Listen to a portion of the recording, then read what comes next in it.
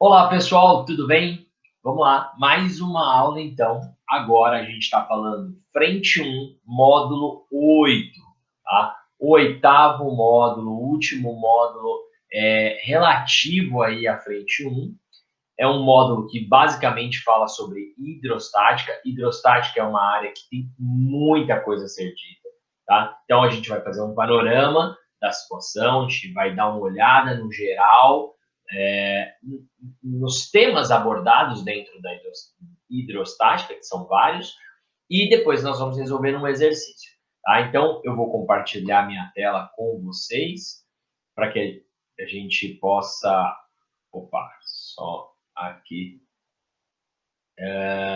Vou compartilhar aqui. Isso. Então, vamos compartilhar a tela aqui com vocês. A gente vai dar uma conversada sobre isso, né, sobre esse assunto. E então vamos lá. A gente vai falar então hoje do módulo, né? Agora a gente está falando da frente 1, módulo 8. Fala basicamente sobre hidrostática. Eu queria começar fazendo uma análise, né, aqui da pressão, tá? Que é uma grande informação. É uma grandeza muito trabalhada, que é o conceito de pressão. Qual é o conceito de pressão? O conceito de pressão é você aplicar força contra uma superfície. Tá? Esse símbolo aqui é um símbolo de perpendicular, ó, de 90 graus. Então, a condição, né, para que a gente tenha o cálculo correto da pressão é a força exercida perpendicularmente contra uma superfície. Então, se eu tiver uma força inclinada, eu vou ter que decompor essa força para encontrar só a força que é perpendicular à superfície. Tá? Então, e esse A é de área, né? A área da superfície. Então, o conceito de pressão é um conceito de força aplicada, distribuída numa área. Obviamente, quando a gente está falando disso aqui, né? A gente está falando, né, da força em Newton e da área em metro quadrado. Obviamente, então, a pressão vai ser dada por Newton metro quadrado, Newton por metro quadrado, tá? Obviamente, a gente vai falar disso, mas existem outras formas de se medir, né? Outras grandezas que são usuais no nosso dia a dia, mas o conceito é esse, o conceito de pressão, que é um dos conceitos mais importantes dentro da hidrostática. Tá? Pensando nisso, a gente também pode fazer uma análise da pressão atmosférica, não é isso?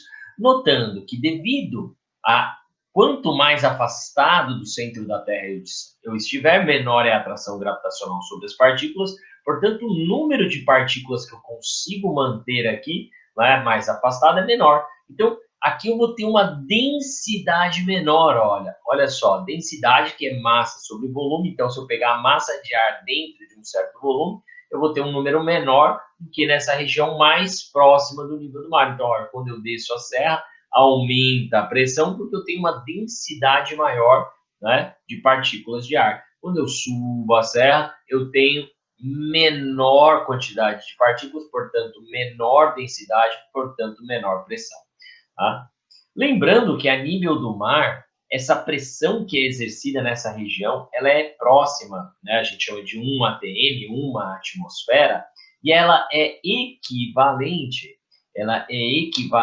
a você aplicar próximo, né? Um valor próximo ali de 100 mil, ó, 1 vezes 10 a quinta, 100 mil newtons por metro quadrado. Então, é como se eu estivesse colocando aqui, né, um objeto de 10 toneladas, que vai dar um peso aí de aproximadamente 100 mil newtons, dentro de aqui uma região aplicada sobre uma região de 1 metro quadrado. E que a gente também chama isso aqui de Pascal, tá? Newton por metro quadrado, ou Pascal, dá na mesma. Então, quer dizer, eu tenho aqui próximo de 100 mil Pascal, né? Ou aqui 100 mil pascais aqui, ou 100 mil newtons por metro quadrado, tá?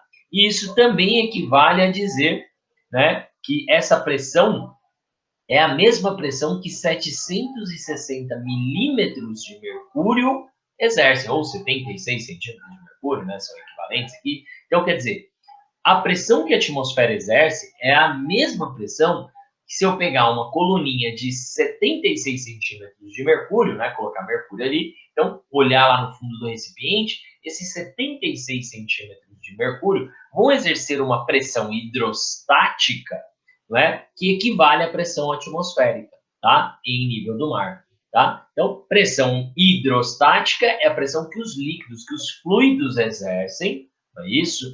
Então, todo fluido, todo líquido, ele vai exercer uma pressão, não é isso? E como é que eu calculo? É a densidade desse líquido vezes a gravidade, vezes a quantidade de altura que eu estou analisando. Então, se eu quero saber a pressão lá no fundo do meu recipiente, eu vou ter que olhar até a borda lá do recipiente, até onde começa o recipiente, até o ponto analisado. Esse é o valor H. E isso tem tudo a ver com o teorema de Stevens, que diz o seguinte, olha, então, se eu pegar dois pontos dentro de um mesmo líquido, ou podem ser até líquidos diferentes, eles vão ter diferenças de pressão. Óbvio, porque se eu analisar o ponto A, eu tenho só uma quantidade de líquido acima dele. Aí, se eu olhar o ponto B, a coluninha de líquido é bem maior, portanto, não é isso? Eu analiso que o teorema de Stevens diz o seguinte, olha, existe uma variação de pressão sempre que houver uma diferença de altura. À medida que que eu pegue aqui esse ponto A e vai aproximando ele ao ponto B, ou o ponto B aproximando do ponto a diferença de altura entre eles fica cada vez menor e, portanto, a diferença de pressão cada vez menor. Ao ponto que se eu pegar né, na situação em que eu pego três pontos que estão na mesma altura, dentro de um mesmo líquido, né, aqui eu vou ter pressão, ou até líquidos diferentes, mas eu tenho pressões iguais. Não é isso? Isso é o que nós chamamos aqui de vasos comunicantes, né? São tubulações, são recipientes que são interligados. Aqui eu coloquei um líquido só. Então, eu estou usando aqui o teorema de Stevens para provar. Olha, se o ΔH for zero, ou seja, se não houver diferença de altura entre esses caras aqui, a pressão vai ser a mesma. Então, posso usar esse conceito. Inclusive, eu posso usar também o princípio de Pascal. E o que diz o princípio de Pascal? O princípio de Pascal diz o seguinte, olha, toda vez que você, né, pressiona um líquido, essa pressão se transmite integralmente para todos os pontos desse líquido. Então, o que vai acontecer aqui? O princípio de Pascal eu posso usar para poder falar, por exemplo, daquilo que a gente chama de prensa hidráulica, né, ou elevador hidráulico. Olha, quando eu pressiono aqui, esse êmbolo, né, esse cilindro aqui, esse pistão, o que vai acontecer? Eu vou estar transferindo uma pressão. Essa pressão vai se transferir para todos os pontos do líquido, inclusive, né, os pontos que estão abaixo desse outro êmbolo, desse outro, né, pistão. E aí eu sei que toda essa pressão que eu acrescentei aqui é igual à pressão que eu vou estar acrescentando desse outro lado aqui, tá? E se esse cara for ficar em equilíbrio, eu vou saber dizer que a pressão neste ponto 1 e neste ponto 2 são iguais, e eu chego àquela conclusão, né? Olha, eu posso até obter vantagem mecânica, né? Ou seja, quanto maior a razão entre as áreas desses êmbolos, maior vai ser a razão entre as forças, ou seja, se essa área for 5 vezes maior do que essa, a força aqui vai ser 5 vezes maior. Eu ganho com isso, porque aí com menos força eu posso sustentar objetos que são mais pesados do outro lado, é isso? Bom, outra coisa também que a gente tem que falar, que não tem como deixar de fora, e é muito importante, é a questão do empuxo, né? Lembrando que o empuxo nada mais é do que uma força, tá? Uma força que é exercida toda vez que você faz o quê? Desloca uma quantidade de líquido, tá? Também conhecido como teorema de Arquimedes aqui, né? Ele diz o seguinte, né, o princípio de Arquimedes, ele diz o seguinte, olha, toda vez que você desloca uma quantidade de um certo fluido, né, surge uma força que é equivalente ao peso desse fluido deslocado. Então, só para exemplificar, se eu coloquei um objeto dentro de um fluido, dentro de um líquido, por exemplo, da água, né, e desloquei 2 litros de água, ou seja, ocupei 2 litros, né, de água, aquele volume deslocado foi de 2 litros, o empuxo que vai surgir, a força que vai surgir, é igual ao peso de 2 litros de água. Esse é o princípio de Arquimedes, né, que diz, então, que o empuxo é igual ao peso do líquido que foi deslocado. Tá? E aí eu não posso confundir esse peso do líquido deslocado com o peso do objeto. Então, por isso que a fórmula é, ó, o empuxo é igual à densidade do fluido vezes o volume. Se eu pegar aqui, ó, densidade vezes volume é a massa. Então, é a massa do líquido que foi deslocado. Portanto, densidade do líquido, do fluido deslocado, né, vezes o volume que foi deslocado. Porque não necessariamente eu coloquei esse objeto totalmente dentro daquele líquido. Não é isso? Então, é muito importante prestar atenção nisso, tá? É muito importante não confundir. E óbvio que em situações de equilíbrio, né, se esse empuxo for igual ao peso do objeto, não é isso? Esse objeto fica em equilíbrio. Se o empuxo for maior do que o peso, obviamente esse objeto vai começar a subir até, né, que atinja uma situação de equilíbrio. E se o empuxo for menor do que o peso, esse objeto vai começar a afundar, obviamente, tá? Então, são vários itens, né? Dentro de hidrostática, você vai poder trabalhar com o conceito de densidade, com o conceito de pressão, aplicação de força sobre uma área, pressão hidrostática, diferenças de pressão, ou vasos comunicantes, não é isso? Ou o princípio de Pascal, ou empuxo. Então, com certeza, alguma coisa nesse sentido vai ser trabalhado, vai ser cobrado de vocês. Eu escolhi uma questão para resolver com vocês, que é uma questão que envolve coisas de outras áreas. Por isso que eu acho uma questão interessante, principalmente para falar de segunda fase. Tá? Eu escolhi a questão 7. Por quê? Porque a questão 7 ela envolve também cinemática. Então, é uma característica dos exercícios de segunda fase, exige que você junte áreas, não é isso? Que você faça a união entre áreas. Então, aqui não basta saber somente os conceitos de hidrostática, não basta saber só os conceitos de cinemática, eu tenho que juntar esses dois conceitos, tá? Bom, então vamos lá. Vamos ler o exercício, vamos separar aqui as informações, vamos verificar o que ele nos deu de informação, verificar se as unidades de medida estão corretas, né? Vamos fazer tudo isso. Então, vamos lá. Uma esfera rígida de volume 5 centímetros cúbicos. Eu já paro aqui e falo, peraí, essa esfera aqui tem 5 centímetros cúbicos, né? 5 centímetros cúbicos. Não está na unidade correta, o correto seria em metro cúbico. Tá? Para fazer essa conversão, eu sugiro que você faça esse raciocínio. Pô, não lembro, senhor, como é que era por 1000, por 100, por 1 milhão, como é que é esse negócio? Tá. Então, eu faria assim, ó, 1 metro cúbico é 1 metro vezes 1 metro vezes 1 metro. Tá. Mas eu também posso falar que esse 1 metro cúbico são 100 centímetros vezes 100 centímetros vezes 100 centímetros. Então, quer dizer, faz. Então, eu posso também dizer que esse 1 metro cúbico, assim mesmo 1 metro cúbico aqui, ele é 100 centímetros, não é isso? Vezes 100 centímetros, vezes, é isso? Vezes 100 centímetros. Então, peraí, aí, opa. 100 centímetros vezes 100 centímetros vezes 100 centímetros. Então, quer dizer, vai dar 1 milhão 10 elevado a sexta de centímetros cúbicos. Então, quando eu comparo isso aqui, eu percebo que tem uma proporção de 1 para 10 a sexta. Não é isso? Ah, então, peraí. Então, se 1 metro cúbico tem 10 a sexta centímetros cúbicos, quando a gente fala, então, de 5 centímetros cúbicos, qual é o valor? Não é isso? Então, x vai dar 5 vezes 10 a menos 6, né? Olha, vai ficar 5, né? Dividido por 10 a sexta, metros cúbicos, não é isso? Então, chegamos à conclusão aqui do que nós queríamos. Então, olha só, uma parte do problema já foi solucionada, não é isso?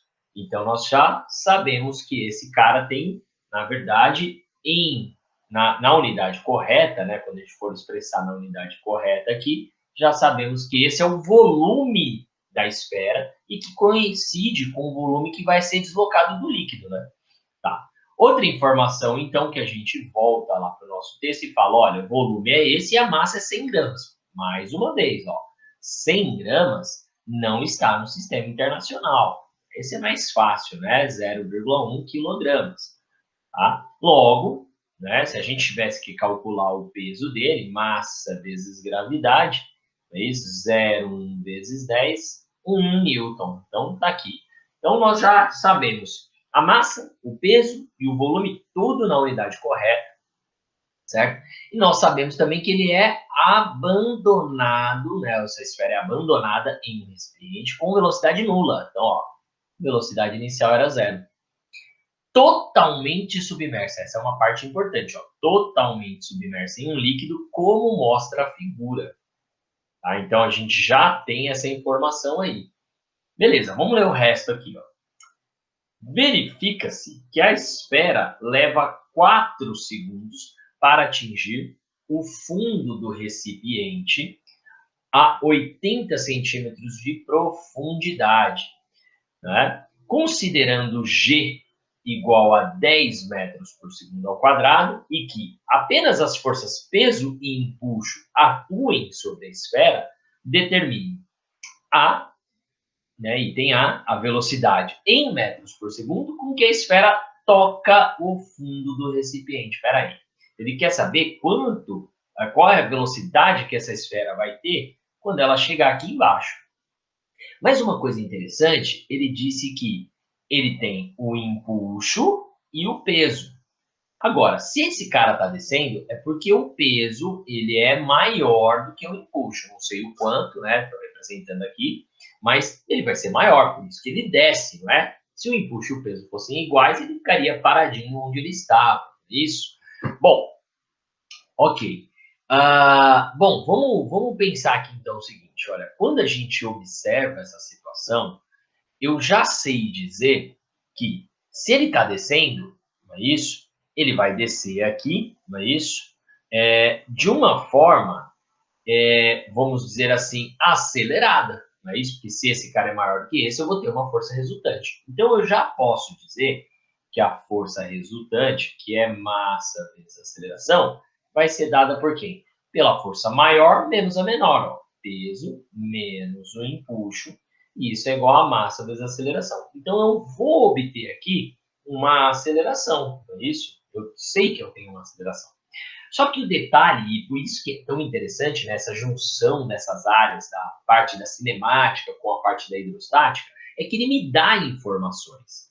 Ele fala que demora 4 segundos para eu sair dessa posição e atingir essa posição.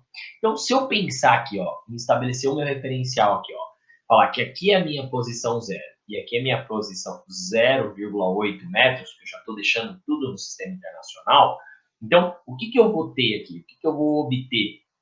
Eu vou obter o seguinte, olha, se eu aplicar essa equaçãozinha aqui, ó, uma equação famosíssima aqui, né, da cinemática, a equação do movimento uniformemente variado, olha só, eu sei dizer que ele sai da posição zero, atinge a posição 0,8, a velocidade inicial é zero, então 4 segundos depois de iniciar o movimento, né, ele chega na posição 0,8, olha só, 0,8 eu posso falar que isso é zero e que isso também vai dar zero.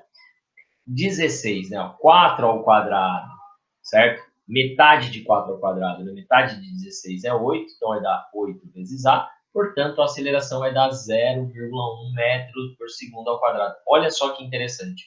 Eu acabo de chegar na conclusão que a aceleração desse conjunto vai ser de 0,1 metro por segundo ao quadrado. Isso significa que a velocidade ela está aumentando de 0,1 em 0,1, de 0,1 em 0,1. E olha só, como a minha pergunta, né, né, qual é a velocidade com que ele toca aqui, olha só, a gente poderia simplesmente construir uma resposta, né, e aí o corretor, né, da resposta, ele ia ficar surpreso com a sua, né, com a sua simplicidade de resposta, que é, ó, no instante inicial estava parado. Um segundo depois, vai ter velocidade 0,1. Aí 2 segundos, 3 segundos e 4 segundos depois, né? Onde esse cara vai estar? Né? Com que velocidade que ele vai estar? Olha, 0,1, se eu sei que ele aumenta de 0,1, então ele vai para 0,2, vai para 0,3 e vai para 0,4. Tá? Tudo isso em metros por segundo, obviamente, e o tempo aqui, né, dado em segundos. Tá? Então, olha só, que a gente tem aqui? Ó? A gente tem essa situação, né, muito simples de resolver, Ah, então esse é um modo de resolução, né, professor? Isso, esse é um modo de resolução. Posso usar a lógica, né? Interpretar o significado de aceleração. Aceleração não é a variação da velocidade? Está variando de 0 a 1 em 0 a 1, então quer dizer, construir. Ou ainda poderia ter utilizado essa equação, ó. Não é isso? A equação também lá, o famoso vovô ateu, né? Ó, velocidade inicial, aceleração e o tempo. Isso, ó. Então, eu chegaria também na mesma resposta, 0,4 metros por segundo. Tá? Então, quer dizer, eu poderia chegar na resposta de várias formas. Inclusive, ainda poderia chegar, não é isso? De uma outra forma, usando o Torricelli, né? A equação de Torricelli. Né? Se eu usasse aqui a equação de Torricelli, né? A equação de Torricelli daria essa resposta para mim também, né? Uma vez que eu sei dizer aqui qual é a aceleração, qual é o ΔS, qual é a velocidade inicial. Ou ainda poderia ter usado isso aqui, ó. Se eu sei que a velocidade média é ΔS sobre ΔT, ou que também pode ser dado para um movimento uniforme pela média aritmética da velocidade inicial, né, e final, eu também poderia usar essas equações. Então, qualquer uma dessas equações eu conseguiria, né, chegar nessa resposta. Tá. E até agora o que a gente analisou foi a parte de cinemática. Isso, até agora a parte que a gente analisou, a parte cinemática. Agora vamos analisar um pouco mais a parte, né, de hidrostática. Quando ele fala para mim, olha, a densidade do líquido, peraí, para saber a densidade de um líquido, eu precisaria saber qual é a massa desse líquido e o volume que ele ocupa. Mas eu não tenho essas informações. Mas eu sei que o empuxo está atrelado ao peso do líquido que foi deslocado. Opa, então peraí. O empuxo, naquela formulinha do empuxo, a densidade não é do corpo, é do fluido, do líquido. Ah, então eu posso encontrar a partir dessa situação. Agora que eu já sei a aceleração, eu posso falar, olha, o peso, né, do objeto é 1, o empuxo eu não sei quanto vale, a massa é 0,1 e a aceleração, coincidentemente, é 0,1. Então, essa conta, eu vou chegar a esse resultado aqui, ó, 0,01. Logo, o empuxo é de 0,99 newtons. Ah, então já sei o empuxo. E uma vez que eu sei o empuxo, tá? Um momento, então, que eu já sei quanto que é esse empuxo, né? Deixa eu dar uma reduzida aqui, organizar. Como eu já sei quanto vale esse empuxo, vou deixar essas outras possibilidades aqui, tá? Eu já sei quanto é o empuxo. E se eu já sei quanto é o empuxo, eu consigo agora utilizar essa conta de trás para frente, não é isso? Ó? Eu consigo pensar agora o seguinte, se eu sei que empuxo é a densidade do líquido vezes o volume deslocado vezes a gravidade, então, olha só, eu já sei que aqui é 0,99. Sei que a densidade do líquido, né, é o que eu quero descobrir. O volume deslocado, 5 vezes 10 a menos 6. E a gravidade, 10 a primeira.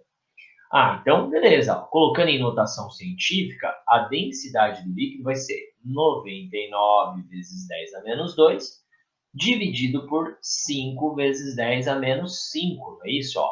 Menos 6 com menos 1, menos 5. Tá, 90 dividido por 5 é 18. 9 dividido por 5, 1,8. Então, isso aqui vai dar 19,8 vezes 10 a terceira quilograma por metro cúbico. Só que a minha resposta, ele quer em grama por centímetro cúbico.